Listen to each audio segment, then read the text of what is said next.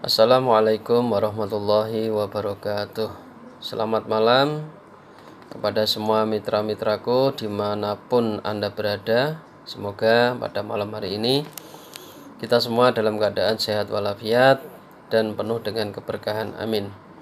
Saudara-saudaraku sekalian, barusan tadi saya mengirim sebuah video dari seorang mentor, di mana isi dalam video tersebut adalah satu pembelajaran, satu ilmu buat kita semua, yaitu mengenai ciri-ciri orang yang sukses di dalam menjalankan bisnis sinergi. Dalam hal ini tentunya kita semua ingin mendapatkan kesuksesan, ya. Jadi dari apa yang kita lakukan, sedikit seperti apapun yang kita lakukan adalah ingin membuahkan kesuksesan.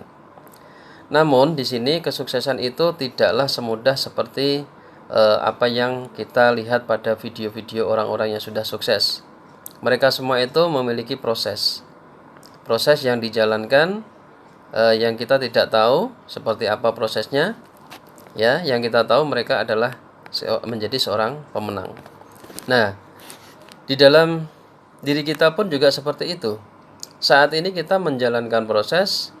Orang suatu saat apabila kita nanti akan mendapatkan kesuksesan, orang juga akan berpikir, wah enak, itu sudah sukses, pasti seperti itu. Nah, maka dari itu saat masih seperti ini, ya, di saat kita masih merintis, jadi perlu disampaikan hal-hal yang apa saja yang akan kita jalani di dalam menjalani prosesnya tersebut. Yang pertama adalah kita harus ulet, ya. Ulet itu dalam artian kita tidak boleh gampang menyerah.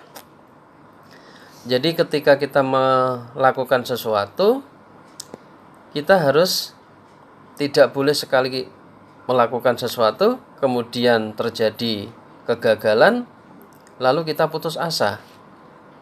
Nah, itu tidak bisa. Kalau kita ingin mendapatkan kesuksesan harus seperti itu, lemah, ya. Jadi nggak boleh. Nah, apapun kondisi yang kita hadapi, entah itu mudah, entah itu susah, ya. Dalam hal ini kalau kita menerangkan kepada orang, belum tentu orang itu akan sependapat dengan apa yang kita pikirkan, ya. Bahkan baru kita ngomong, baru sampai di pertengahan tiba-tiba orangnya pergi, ya. Artinya orang itu tidak sepaham dengan kita. Nah, mendapatkan hal seperti itu kita tidak boleh putus asa. Kemudian wah, sudah malas melakukan yang seperti itu lagi. Nah, itu nggak bisa seperti itu. Jadi kita harus tetap melakukan, ya. Jadi ketika kita melakukan, contohnya menawarkan kepada orang, kemudian orang itu tidak mau atau menolak, ya udah, kita harus mencari orang lagi. Nah, ketika orang yang kedua ini seperti itu, nah kita lakukan terus. Nah, itu, ya. Jadi kira-kira yang dinamakan ulet itu seperti itu. Atau barangkali kita, tadi saya ngajak bicara orang, kemudian saya mau menyampaikan sesuatu, ternyata orangnya tidak respon dengan apa yang saya sampaikan. Nah, berarti kita harus merubah polanya, ya. Jadi kita harus rubah. Jadi orang yang ulet itu adalah bisa membuat berbagai macam cara bagaimana agar orang itu yang kita ajak bicara itu menjadi suka, ya, menjadi senang dengan kita, ya. Jadi kita harus memperbaiki apa-apa yang menjadi kekurangan kita di dalam kita melakukan pergaulan terhadap orang lain. Nah, itu, ya. Itu. Jadi intinya di sini ulet adalah kita harus selalu memberikan inovasi-inovasi kepada apa yang menjadi kegagalan kita ketika kita kemarin melakukan satu prospek atau presentasi, ya. Nah, itu menjadi lebih baik. Nah, itu seperti itu maksudnya, ya. Jadi ketika kita melakukan sesuatu dan tidak ada respon, kemudian orang itu tidak menanggapi apa yang kita sampaikan, berarti ada yang salah ya, atau mungkin ada yang kurang ya. Kalau salah sih enggak, artinya gini, semua pasti butuh butuh pembelajaran ya. Nah, orang yang salah itu lebih baik daripada orang yang nggak pernah salah tapi nggak melakukan. Lebih baik salah tapi melakukan daripada nggak pernah salah tapi nggak melakukan. Nah, jadi seperti itu. Ya, itu yang pertama. Jadi harus ulet. Ulet, konsisten ya. Jadi tidak boleh mudah menyerah. Lakukan sekali gagal, lakukan kedua kali, ketiga kali, keempat kali, nah dan seterusnya. Mungkin baru nanti sampai yang ke-9 apabila masih ada gagal, mungkin orang yang ke-10 yang akan menerima apa yang kita sampaikan. Ya, intinya kita harus selalu mencoba. Tidak boleh gampang putus asa. Nah, itu yang pertama, ulet. Kemudian yang kedua, kita harus bisa adaptasi. Ya, adaptasi ini sebetulnya bisa memiliki arti yang luas ya. Adaptasi dengan calon mitra yang kita ajak bicara, ya, dengan lingkungan di mana kita akan mengadakan pembicaraan dengan calon mitra ini juga bisa. Nah, kemudian adaptasi mungkin mengenai bagaimana jiwa atau karakter orang yang akan kita ajak bicara itu bagaimana. Nah, kita harus bisa adaptasi seperti itu ya. Atau mungkin kita adaptasinya itu mungkin bisa melihat dari apa ya, kalau kita ya intinya kita bisa menyesuaikan lah ya, bisa menyesuaikan dengan lingkungan, dengan apa-apa yang akan kita hadapi. Kita harus peka ya, kita harus peka. Jadi tidak boleh kita seenak kita sendiri, kita istilahnya ndablek dengan keadaan yang sebetulnya itu kita harus bagaimana. Nah, kita bisa adaptasi seperti itu ya. Dengan orangnya kita harus juga bisa adaptasi. Nah, kalau terhadap orang tua bagaimana sikap kita, kalau terhadap orang muda bagaimana, ya kita harus bisa mempelajari karakter orang tersebut. Walaupun karakter yang baru kita bertemu sekali, ya kita mencoba untuk mempelajari karakter orang tersebut ya. Jadi buat sehingga orang yang kita ajak ngobrol itu menjadi nyaman ya, menjadi nyaman. Nah, itu. Kemudian yang ketiga adalah kita mau belajar ya. Jadi belajar apa saja di dalam bisnis ini ya. Nah, contohnya ketika kita ingin menjadi seorang pemimpin ya. Nah, menjadi seorang leader ya. Jadi di sini yang dimaksud leader adalah ketika kita sudah bisa membawahi atau merekrut beberapa orang di bawah kita, artinya kita itu menjadi seorang leader. Karena kita yang harus membina mereka. Jadi kita harus memiliki jam terbang lebih daripada mereka. Nah, kayak gitu. Nah, menjadi seorang leader, seorang yang mengajak, kalau tidak mau belajar, otomatis nanti akan kalah dengan yang di bawahnya. Nah, contohnya begini. Ketika kita belajar ya di dalam bisnis ini, contohnya kita mau presentasi misalkan.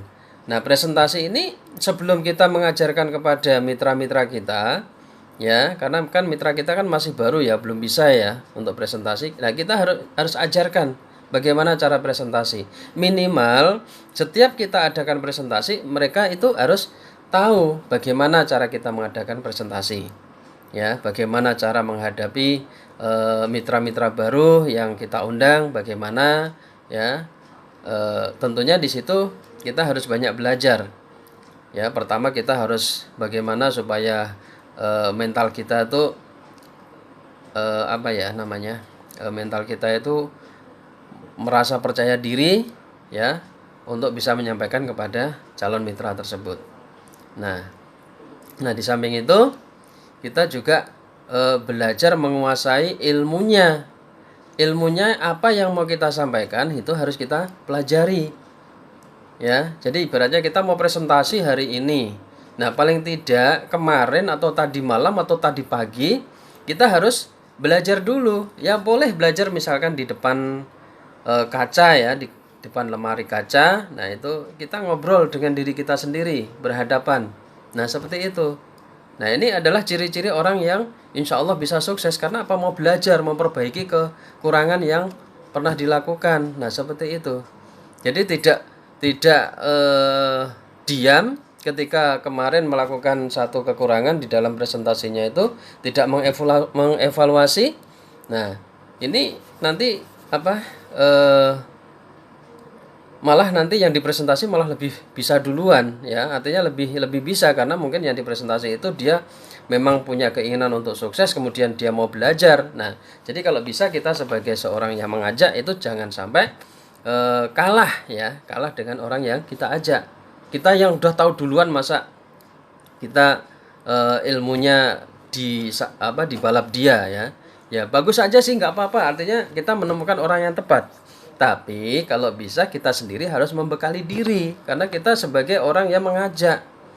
Nah, ketika nanti kita di dalam satu seminar, pasti kan mereka tak akan tanya siapa ini yang leader yang paling atas siapa. Nah, kayak gitu ya. Nah, walaupun sebetulnya ini nggak perlu sih. Cuman kan paling tidak kita harus bisa memposisikan diri kita bahwa kita ini orang yang mengajak harus lebih tahu ya, lebih tahu seperti apa ilmunya. Ya kayak gitu. Jadi di sini adalah belajar adalah merupakan hal yang sangat penting. Ya, mungkin belajar mengenai bagaimana menginput data dari calon mitra kita, bagaimana cara membuka website dari PT BES, kemudian bagaimana cara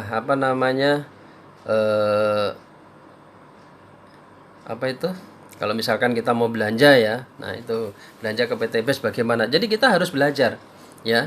Jadi di sini semua itu diawali dari nggak tahu ya. Saya sendiri pada awalnya di sini juga nggak tahu apa-apa. Cuman karena saya ingin tahu sehingga saya mencari tahu ya itu.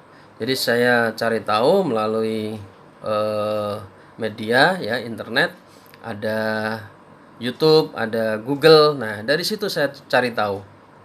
Jadi sehingga setelah saya cari tahu, kemudian saya praktekkan. Saya cari tahu, saya praktekkan sambil saya tidak terlepas dari membaca buku-buku yang sekiranya buku tersebut isinya bisa memotivasi diri saya, bisa mengajak saya walaupun saya tanpa dibimbing oleh seorang upline misalnya. Nah, paling tidak saya bisa melakukan hal ini dengan sendirinya. Karena di dalam bisnis ini sebetulnya kita ini tidak tergantung upline ya, tapi kita tergantung diri kita sendiri. Sejauh mana kita mau belajar, sejauh mana kita mau sukses. Maka dari itu ya kalau mau belajar, mau pinter ya harus belajar. Kalau mau sukses ya harus terus melakukan. Gimana cara-cara yang harus kita lakukan. Jadi kita tidak bisa dalam misalkan ya, pertama kita bergabung ya, bergabung, setelah itu kita diem saja, nggak mau berusaha untuk cari tahu, nggak mau berusaha untuk mengembangkan potensi diri yang ada ya. Walaupun di sini sebetulnya potensi diri itu tidak terlalu penting, yang penting mau belajar dan berlatih ya. Karena kalau kita melakukan hal yang sama, kita lakukan berulang-ulang ya, pertama mungkin kita bingung. Nah, tapi kita mau mencoba lagi, besoknya kita latihan lagi. Nah, akhirnya mulai bisa. Nah, terus dilakukan terus akhirnya bisa. Jadi walaupun tidak tahu pada awalnya, kalau mau melakukan hal yang sama dengan berulang-ulang, insya Allah bisa. Ya, insya Allah bisa. Seperti yang saya rasakan misalnya. Pada awalnya saya nggak tahu.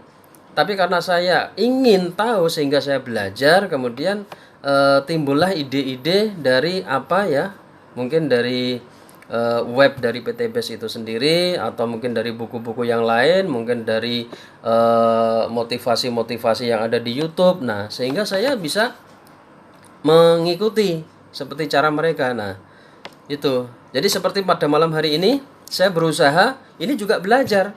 Walaupun apa yang sampaikan mungkin nggak karuan ya, Tapi intinya setidaknya saya mau berusaha untuk membimbing mitra-mitra saya dari inilah proses saya belajar.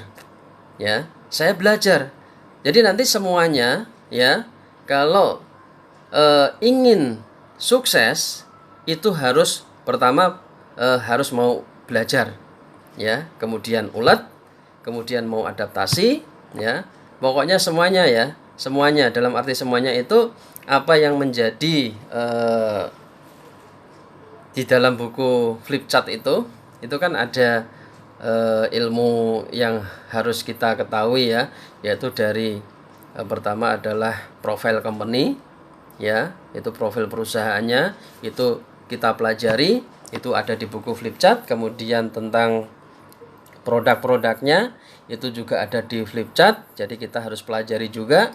Kemudian ada testimoni. Nah, itu adalah orang-orang yang sudah merasakan manfaat daripada produk dari PT BES ini.